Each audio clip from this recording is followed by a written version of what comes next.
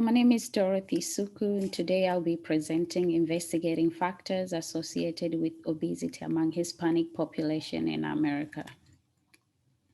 So, what is obesity or overweight? Obesity is a weight that is higher than what is considered as a healthy weight for a given height, and is a serious chronic condition that can lead to heart disease, type 2 diabetes, and some cancers. It is also considered as an epidemic disease in the United States. The screening tool for obesity is called body mass index or BMI, which I'll be referring throughout the presentation. And the scale is BMI less than 18.5 is considered as underweight. BMI 18.5 to less than 25 is healthy weight. BMI 25 to less than 30 is considered as overweight. And BMI greater than or equal to 30 is obesity.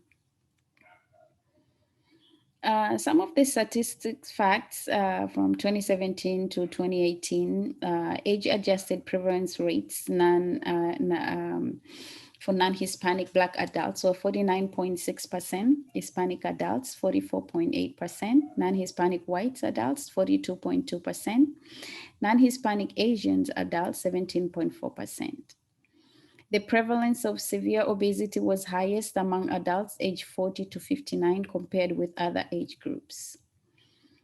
The age-adjusted prevalence of severe obesity in adults was 9.2%.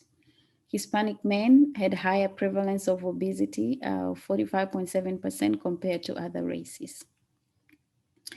The two research questions that I will be investigating, one is age, employment status, sex, mental condition, or Hispanic race associated with BMI? And the second question is, what are other factors that contribute to being overweight other than the cost of fruits and vegetables, sedentary lifestyle, or income status?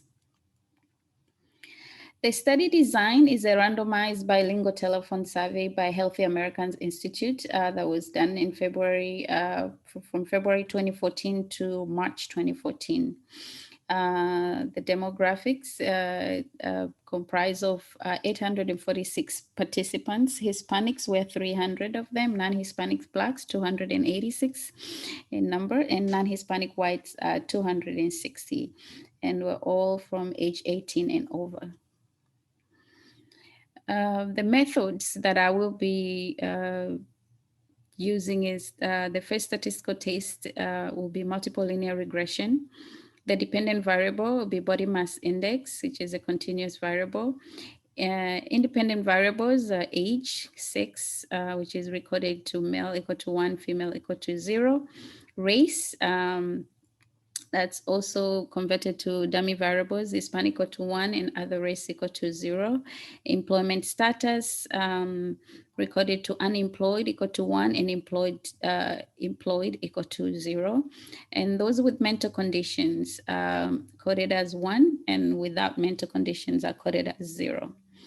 Statistical test number 2 will be logistic regression with a dependent variable that is converted to a categorical variable, which is dichotomous of BMI greater than or equal to 25, equal to overweight, and that's coded as 1, and BMI less than 25, not overweight, are coded as 0.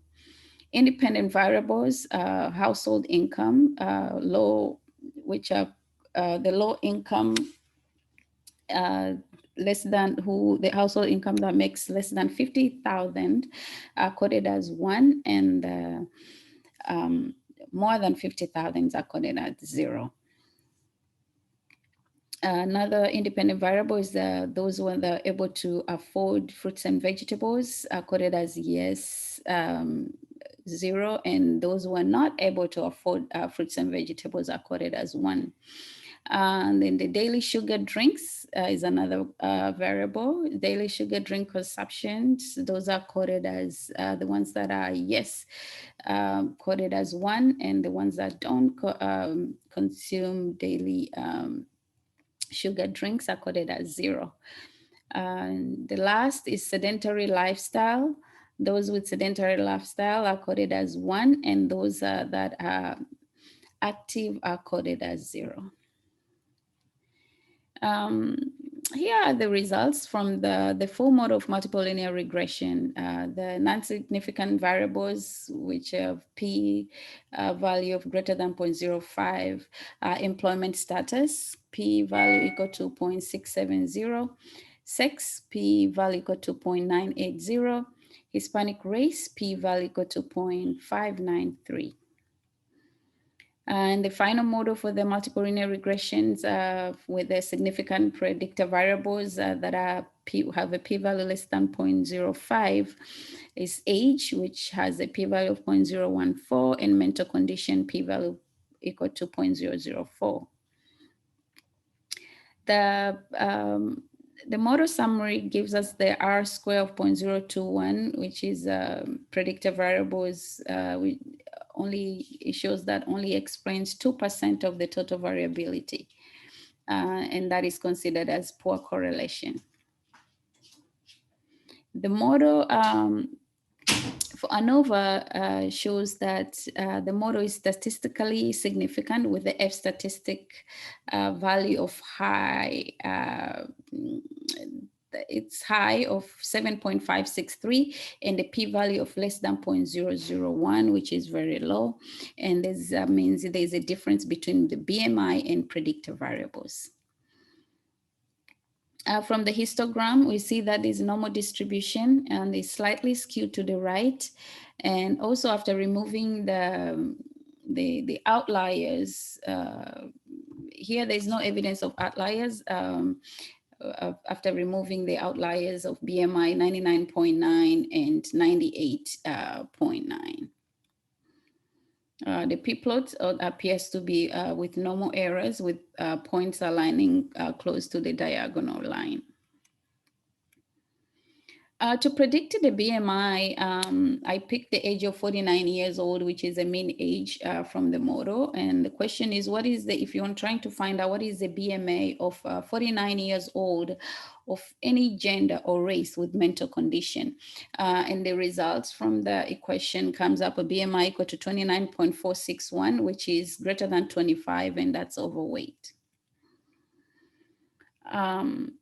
Here is the results from the logistic regression. The full model shows that only one significant variable with a p-value of less than 0.05, which is sedentary lifestyle, p-value of 0.047, odds ratio is equal to 1.397, and the non-significant variables are sugar drink consumption, p-value of 0.275, odds ratio 1.237.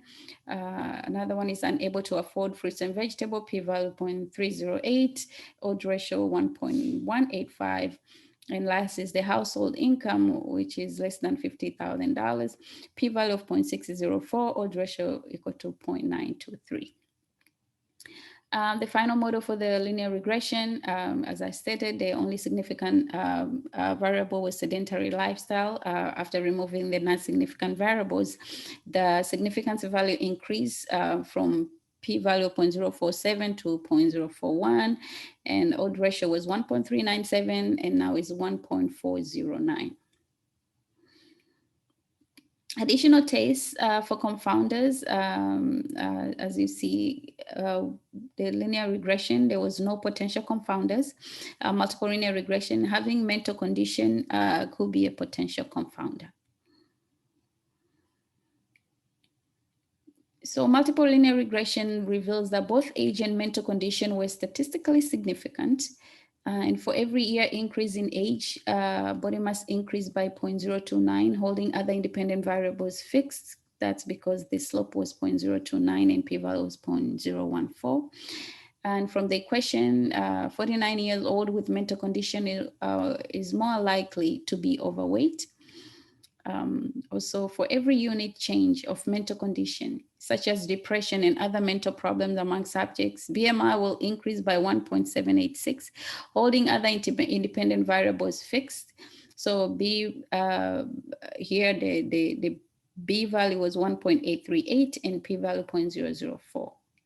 There was no significant relation between BMI and other race, employment status, or sex, because the P values were greater than 0.05. From the logistic regression, you see that people with sedentary lifestyles are 1.409 times more likely to be overweight than those who do physical activity.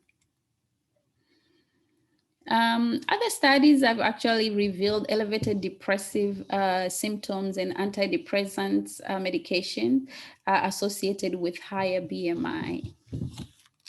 In conclusion, the findings from this analysis emphasizes on the importance of monitoring BMI of those individuals with a history of depression or other mental conditions in order to control the risk factors of developing serious health conditions such as type 2 diabetes, cardiovascular disease, or even cancers. Also, other findings from logistic regression analysis show that increasing physical activity can help with weight management and decrease prevalence of being overweight.